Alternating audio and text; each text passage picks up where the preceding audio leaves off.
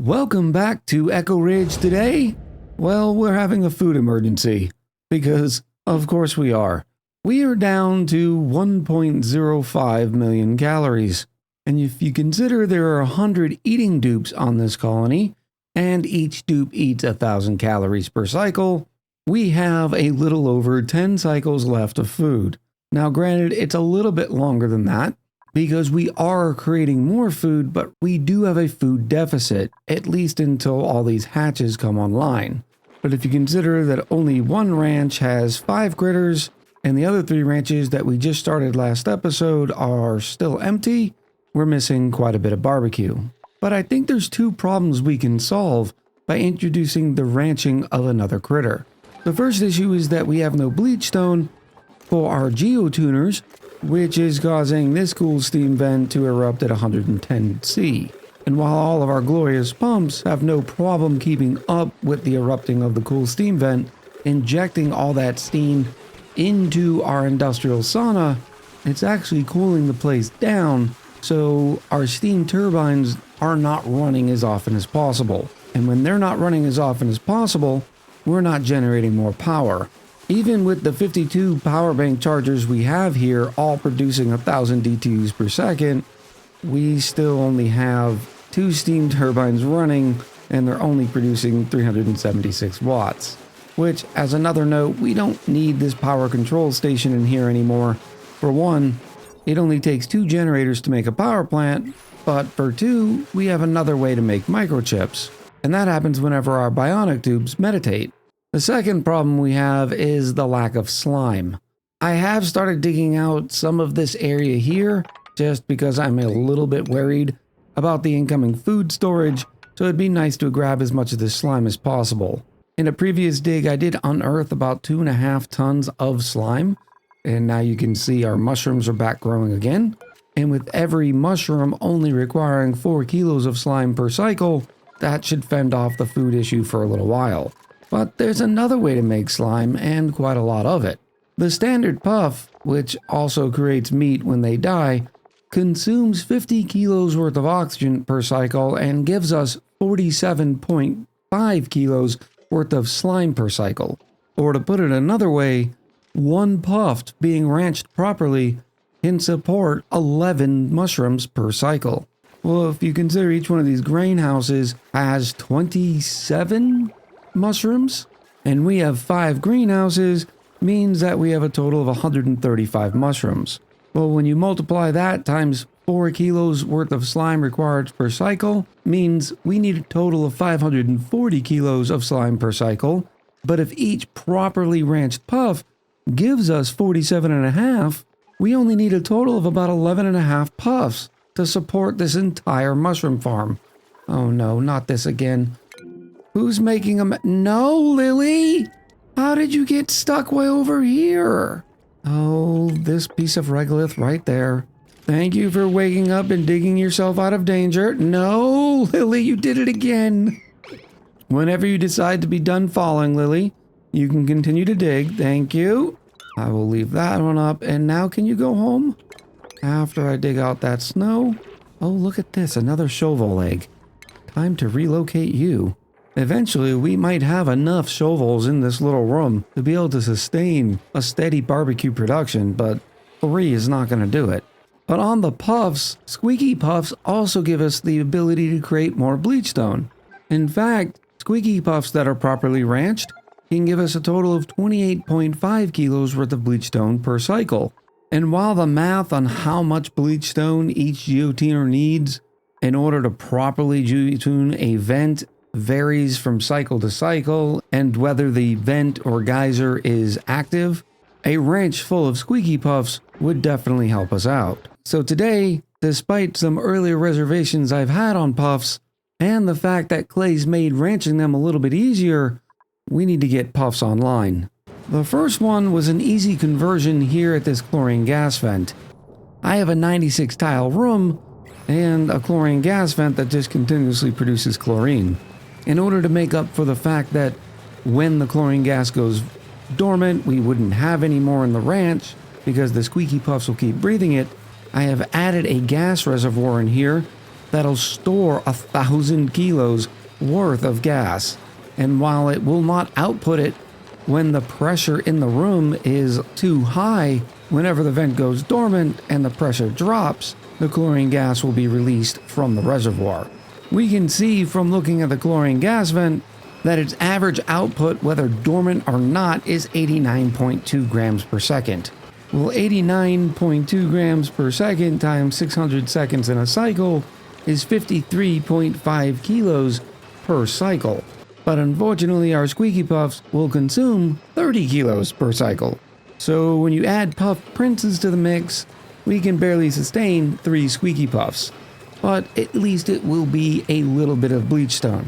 Whether that'll be enough for 5 geotuners remains to be seen, but at least it'll give us a direction to shoot in. Now, for the regular puffs, producing 50 kilos worth of polluted oxygen every single cycle for each puff is somewhat difficult. If you consider that the average tile of polluted oxygen is only around 2 kilos, it means each puff is able to breathe about 25 tiles worth of polluted oxygen in a cycle. I have tried a puff ranch that had water all sitting on the bottom of it that was continuously off-gassing, and the off-gassing was not enough to keep up with those puffs. So maybe the answer is more of those ranches, each holding smaller amount of puffs. As a note, and we'll get into more of the specifics on puff ranching, the puff princes themselves don't produce or breathe as much of the materials as their gas-consuming cousins, so I do not take these into account. So I suppose the first thing we need to do is find a spot where there's not a lot of carbon dioxide, or at least where carbon dioxide is not going to sink to, because the carbon dioxide would stop all the polluted oxygen from off-gassing. It would also help if there wasn't much other gases in the area as well, because those other gases would prevent how much of the polluted water would be able to off-gas.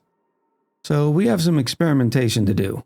But first, we also have a pod, and we have 2 bionics to choose from, both with grilling boosters. One is rigid thinking, the other is disassociative. I'd prefer to stay away from the decreased strength, so we're going to go with this ulti, who is only debuffed with husbandry and medicine. So welcome to the colony, Wild Hamster. While we're printing Wild Hamster, I wanted to update everybody on how I'm going to be printing dupes going forward. I had been waiting between the weeks to see if we were getting any more YouTube or Patreon members, and that has mostly slowed off. Today, for instance, we have 3 new ones. So what I'm going to start doing is just printing normal dupes to get us up to that 200 mark. Regardless, if I do forget to say so as often as I should, thank you so much for all the support all of you have given me, whether that is through membership on YouTube and Patreon, or just watching and commenting on the videos. Your support truly does mean the world to me. Now, to even start this process, I had to go looking for puffs. Unfortunately, it does not look like many survived our massive expansion. But I did find this little guy up here. They're only 25 cycles old, and they have a 100% chance to lay a pufflet egg. So I need to find a home for this little fella sooner rather than later. While I'm setting up those ranches, I wanted to give you another quick update on our geothermal power plant. Since it's been running for several cycles, I have upgraded about half of them to copper, and you'll see they're hovering around 47 degrees. Well, we have some lead ones here, and they're hovering around 65 to 70, depending on when the battery's full enough, because I've changed the battery requirement to 30 to 50. What this means is whenever the power in the colony, or specifically these batteries, goes below 30%, these turbines will turn on until they get up to 50%. I did this in the background for a specific reason, and that was having all those steam turbines running was causing none of our natural gases to run. This is free perpetual energy that we're also getting polluted water from. Excess of 10 kilos worth of pressure, as determined by this Atmos sensor, is forcing the condensed steam coming out of the steam turbines to head off into our water supply. So the natural gas generators are a water positive mechanism that we're using in the aims of keeping our primary water tank full. And after I spent a little bit of the copper in the geothermal to upgrade these steam turbines and made that adjustment, I figured I'll just leave the other ones lead. Just to run the experiment that lead steam turbines are just fine depending on your cooling conditions. Next up in the pod, we have a Stela, an Eduardo, and a Sonyar. Two of the Boops have decreased excavation and machinery, so I'm not too big on them. And Stela is a little bit of a dichotomy. They have the advanced medical booster, yet they have decreased husbandry and medicine. Either way, at least it's not decreased machinery, which we use a lot of. So welcome to the colony, duplicate number 150, Zayad Shdefi, which Zayad has the honor and privilege of being the first duplicate on Bionic Schedule E. We're going to be creating quite a few more of these as the series goes, because all the other Bionic schedules have 12 duplicates in them. Now, reminding myself that we need a total of 540 kilos of slime per cycle in each Puft, providing 47.5. If you remember, it means we need about 12 standard puffs. And this is not taking into account all the slime in the slime biome, but if you figure for as long as we've had the space biome discovered, it really hasn't produced that much slime. Partly because the slimy meteor is only one of 3 types of meteors that happen on this planetoid. So we can count on that slime a little bit, especially considering I'm not 100% sure that I'm going to be able to get 6 puffs and a puff prince all breathing the maximum amount of polluted oxygen that they can per cycle. So I think to start off with, we are going to start with 3 of these ranches. Once I'm finished up, I'll explain to you my methodology behind building them, and then we'll get going. Next up, we have another Stela and an Eduardo. And I'm going to go with the Stela just for the simple reason they don't have decreased athletics. So welcome to the colony, duplicate number 151, Abraxas. Our 3 puff ranches are almost ready for testing, and the setup and design are pretty simple. Of course, we have a grooming station in each one, and then we have 2 different drop-offs. Now, because we need 12 puffs, and I am not sure that each ranch can supply enough polluted oxygen, I'm only going to store 4 puffs and pufflets in each ranch. And then, of course, because they are puffs, you also need at least 1 puff prince, or all those puffs are only going to produce puff princes. Because as you may know, every puff ranch requires at least 1 puff prince. And when there is no puff prince in a ranch, the puffs only produce puff princes. So there is time, even during domestically ranching puffs, that they're only going to start producing puff princes. The good news, though, is we have incubators set up for pufflet prince eggs. So ideally, we'll have one in the incubator ready to go by the time the one in each ranch turns into meat. I also have all the conveyor loaders set on meat and all critter eggs, and they all get dropped off just like in our hatch ranches to this room here, where the auto sweepers will load the incubators respectively. Notice they're all set on a priority of 6. And then whatever's left, they'll throw into the conveyor loaders. This conveyor rail goes all the way up to our primary food line, heading down to the starvation chamber here. The same goes for our Squeaky Puff Ranch. And you'll notice I did move the 1 puff prince down here so they can start producing some bleachstone. But puff princes only lay pufflet eggs. So we'll start populating those other ranches with the eggs from this guy, and eventually one of those will start producing squeaky puffs that we can then throw in this incubator here to start populating this ranch. Speaking of which, I need to set up these conveyor loaders to say meat and all critter eggs, and they get dropped off the same there. Speaking of which, I need to set this one, and these 2 incubators are already set on a priority 6. You'll notice the sort of weird setup I have for auto sweepers, and that's in the eventuality that an egg is dropped on top of the neutronium and the other auto sweeper can't grab it. Something to note is that puffs are notorious for not actually consuming as much gas as they're supposed to, so there's going to be a lot of give and take and experimentation with all these ranches. And before I forget, it's time to print another dupe. Now this chip has a decreased athletics, which you know I do not like, and we have some additional ranching requirements, so this Sonyar seems to fit the bill perfectly. Welcome to the colony, duplicate number 152, Cole Plays. Something special about Cole Plays is they're the first duplicate that I've printed as a result of comments they've been posting on the YouTube videos. And while I will primarily be printing out nothing but standard dupes and the occasional new member, but if you happen to make a comment on this video and all of the subsequent videos, and it receives a healthy amount of likes, I'll throw you into the series as well. So thank you for the continued viewing and support to Cole Plays.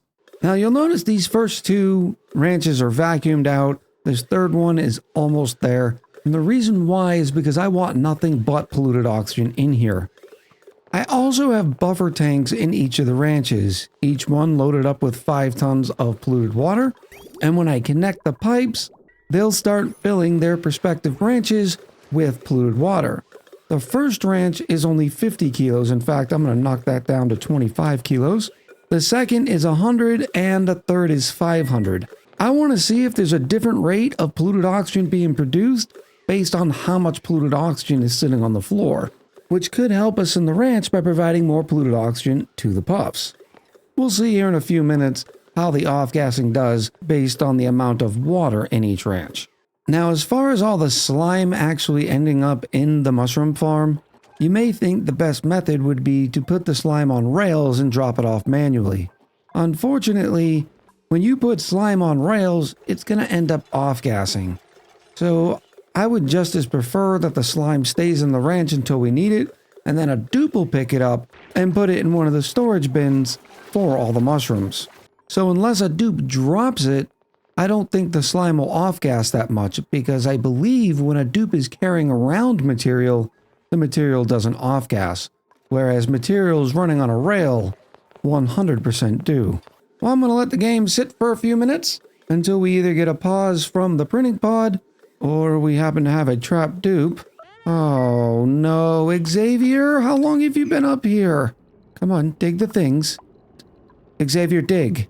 Xavier, no, wake up. Wake up, buddy. There you go. No, we're not jumping over there. Oh, you're just going to get yourself into more trouble.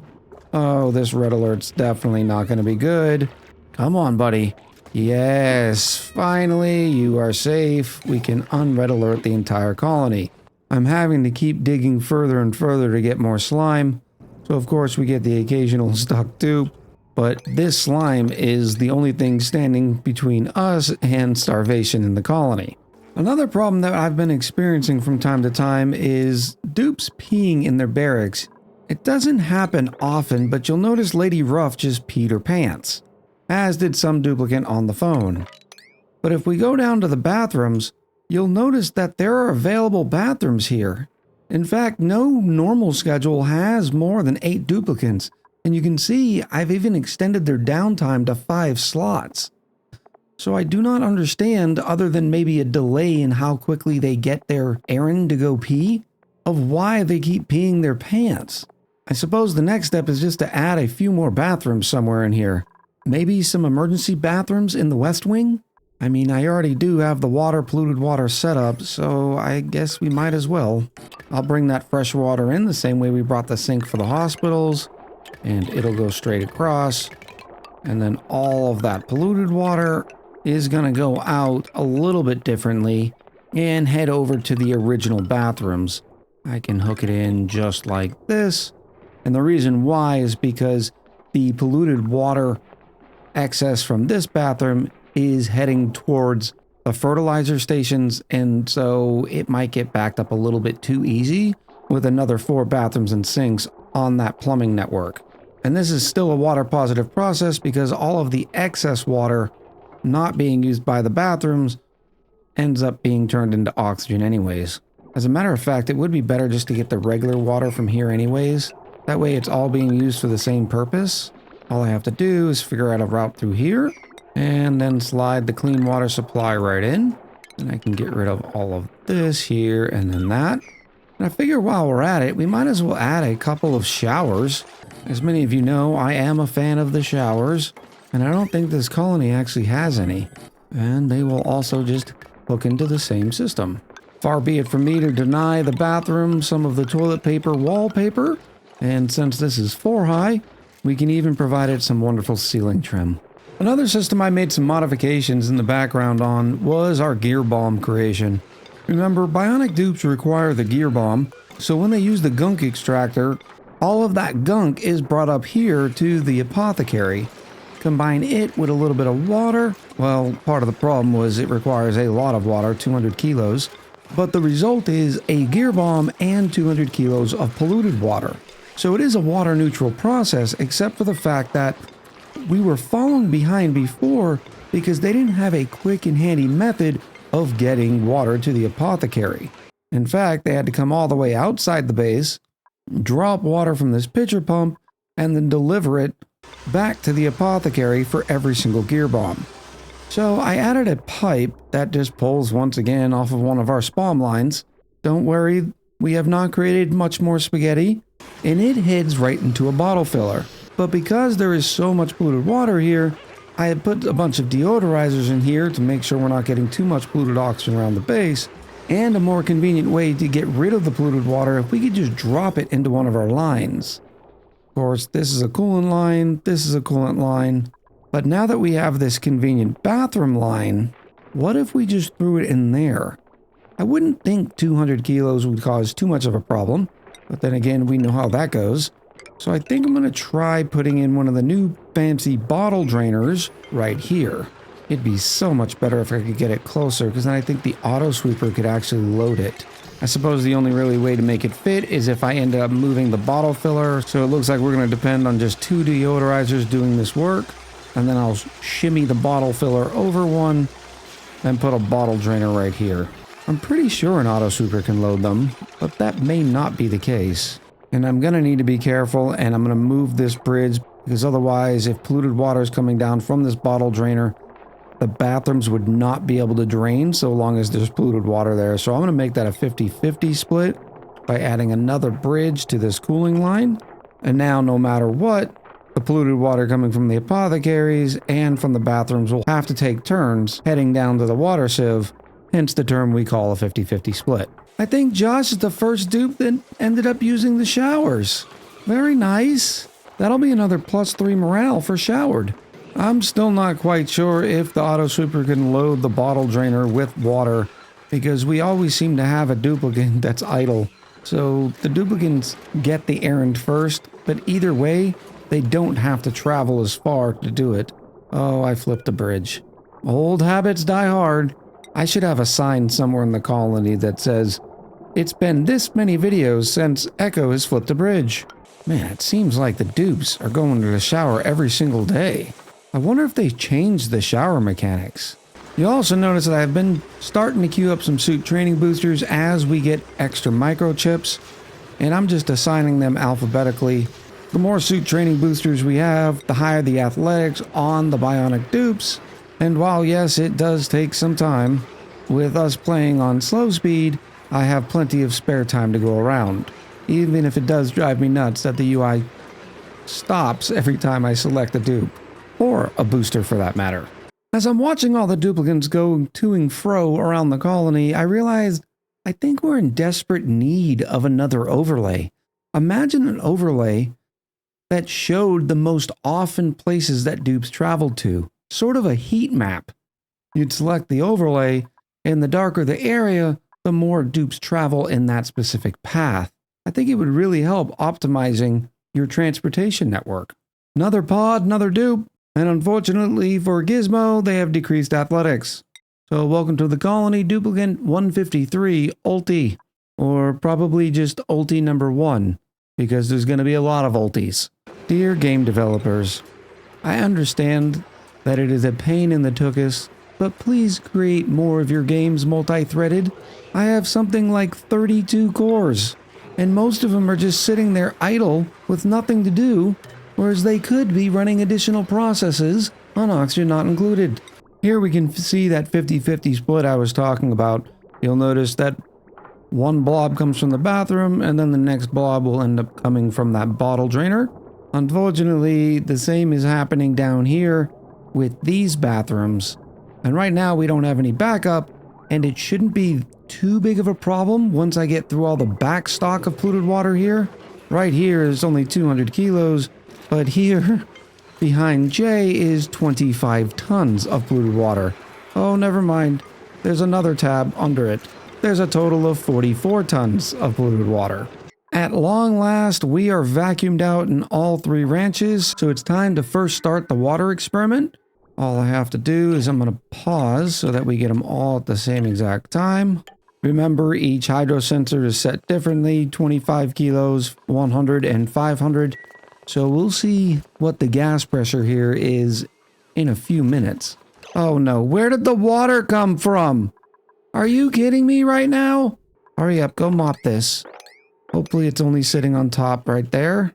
And no, it's not. It's all the way over here as well. There must have been one blob in the water before I added in this liquid filter.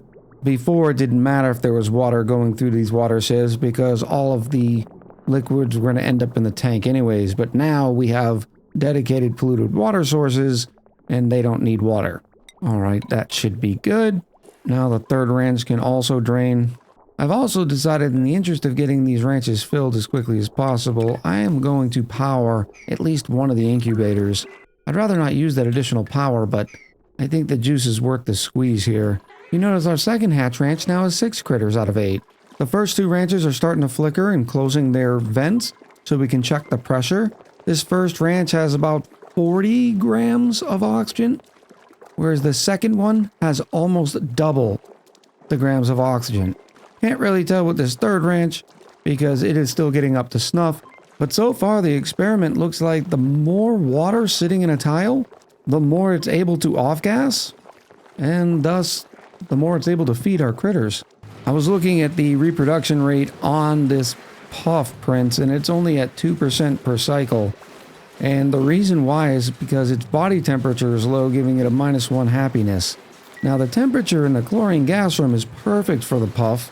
They like a body temperature between 20 and 40, but the temperature up here where that Puft was living is pretty cold, and they were living up there for quite a long time. Now its body temperature is rising, just very, very slowly. It's at 18.2 now. Once it gets up to 20, the reproduction should shoot up. Ooh, as a matter of fact, I have another way I can make them happy. We have an airborne critter condo. Where can I fit you? Right here looks to be good, although you have to be sitting on a tile. Oh, that's inconvenient. So what I'll do is I'll put 2 tiles there and then fill in these 2 tiles. That way the stable is still sitting at 96 tiles. Because if we highlight over the critter happiness, you can see that it's getting the +5 for being groomed, but -1 for being tamed, and -1 for uncomfortable body temperature. Our experiment over in the Puft ranches is pretty much complete, and our hypothesis was correct. The 25 kilo polluted water ranch only has about 175 to 200 grams of polluted oxygen pressure, whereas the ranch with 100 kilos of water has about 800 grams, and already the ranch set on 500 kilos of water, even though it only has 230 kilos at the time, is sitting at over 1,000 grams. I want to see how much 500 kilos will supply to see if that's the perfect level in order to make sure that this ranch stays at around 2 kilos worth of gas pressure. Because yeah, the gas pressure is going up in the other 2 ranches, it just does so much more slowly. I had to do some adjustments in the chlorine stable because the airborne critter combo needs 3 tiles of ceiling to hang. Even though there's only 1 little chain, apparently all 3 tiles need to be connected to the ceiling. In updated, we only have a room size of 93 tiles, but it's still not going to be a big deal because we're only bringing in 2 squeaky puffs and 1 puff prince. But now that they've laid out inside of the airborne critter condo, their reproduction is back to 22% because they're getting the +1 happiness to cozy. And because, of course, there's not a single spot that I can actually put the airborne critter condo because we have our conveyor loaders here. I suppose I can move one of these conveyor loaders over.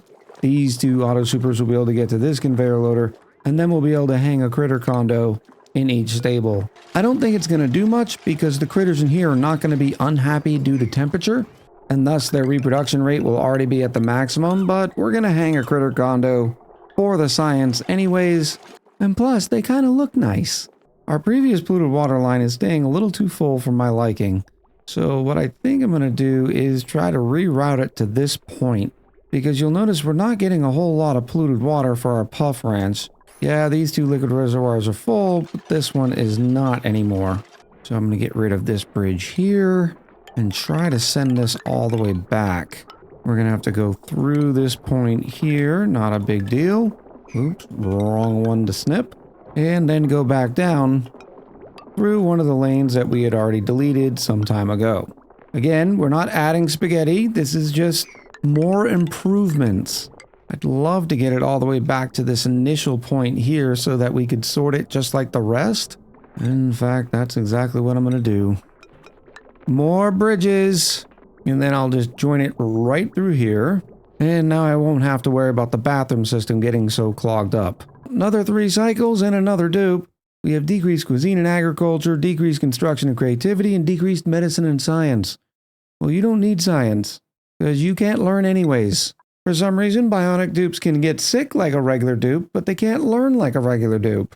Welcome to dupe number 154, Sonyar.